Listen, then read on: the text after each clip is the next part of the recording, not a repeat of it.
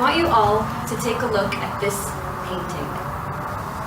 And I want you to answer the question, what do you see?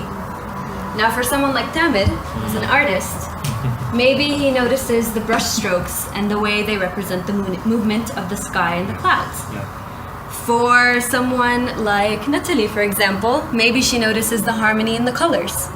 For someone like Ali, maybe he's thinking, that's just blob on a piece of paper. I can do better than that. But you might not think that the person who painted this painting also would come to draw this. Wow. And eventually, this. Wow. That's you? Yes. I can imagine. So good morning, fellow Toastmasters, guests, Toastmaster of the Day. Thank you so much for being here today. I can actually say that it's a good morning as a self-proclaimed morning hater. I can actually say that because today I get to talk about something that brings me so much delight. Something that I absolutely love, and that is my art.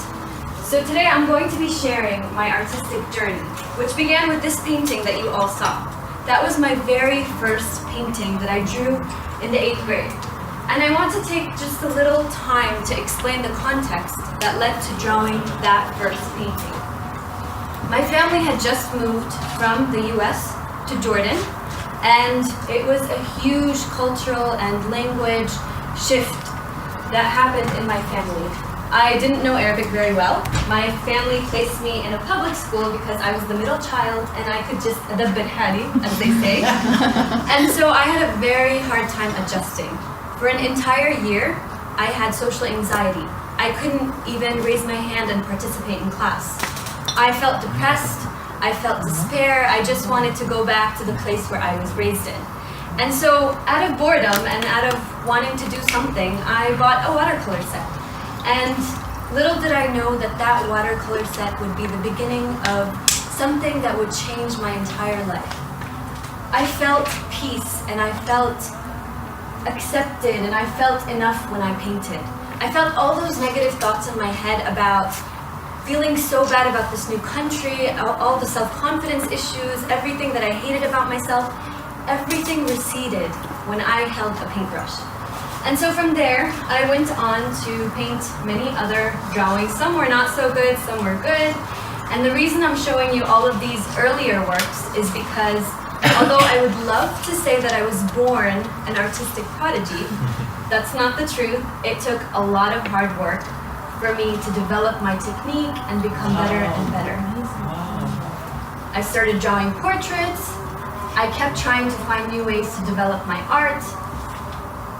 And so imagine a 9th grader who has the patience to draw over 200 sunflowers in this day and age. So I was committed. I worked hard in order to develop my skills.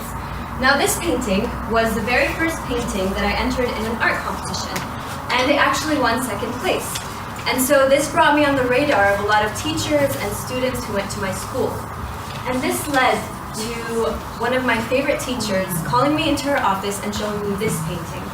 Now this painting is for an artist called Tamam al-Akhal, and she is a Palestinian artist who depicts what happened in Jaffa in 1948 through her art. Now I'm from Jaffa, I'm a Palestinian, but at that point I tried to avoid politics. I felt like as a young person I couldn't really do anything about it, so it was something I avoided.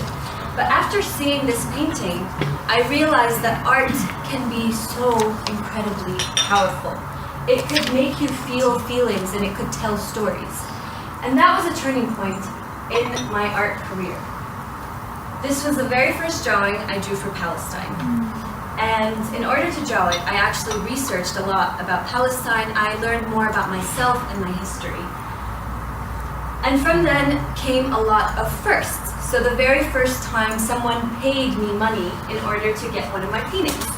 Unlike my uncles who would give me 5 JDs and take 10 of my paintings at once, they actually paid me good money for one of my artworks. The first time my mother allowed me to put my artwork in her guest room, and if you know my mother and you know our guest room, that's a big deal for her. The first time my art was published in a teen magazine. The first time my art page reached 1,000 likes. The first art tutorial that I put up on YouTube. The first drawing video that reached over 150,000 views.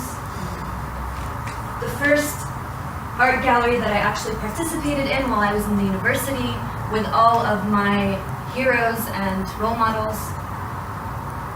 The first political cartoon that I drew in response to an event. So this was actually in 2014 when the war was happening in Gaza and everyone was busy watching the World Cup.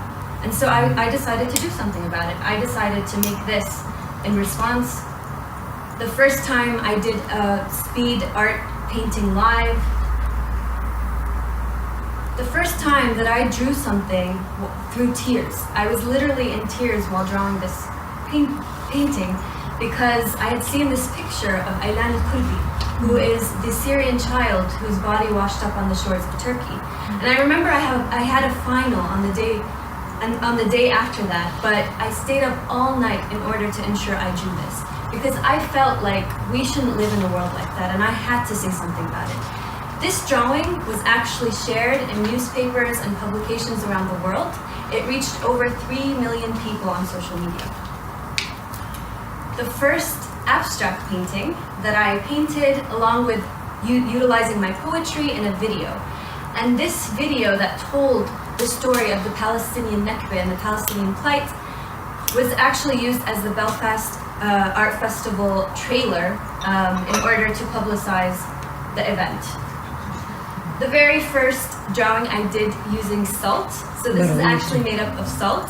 And this was also the first time that I wanted to kill my nephew because he considered this a sandbox and completely destroyed the drawing before it was done, and I had to redo it. The first time a very big profile person shared one of my artworks, the first time I did a TV interview, the first time someone did a short video about me, the first digital drawing that I did using only digital tools, and most recently and devastatingly, the first time that I drew something related to Jordan in such a sad way. I'd never imagined that I would draw something about Jordan like this. So, in conclusion, I know that I'm a little bit over time, but I just wanted to share how much art changed my life. It allowed me to be curious and to be passionate and to try new ways. It allowed me to travel overseas and talk about something I'm so passionate about. It allowed me to really find my voice when I thought that I wasn't confident enough or I couldn't find the words. It allowed me to have so many interactions with so many people. It gave me a family of sorts, and it made me be the good that I want to be in the world.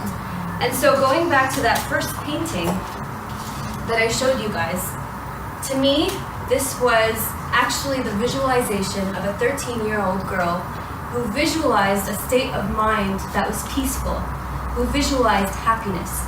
And so I hope that each and every one of you has something in their life that makes them feel serene and complete, and most importantly, happy. Back to you.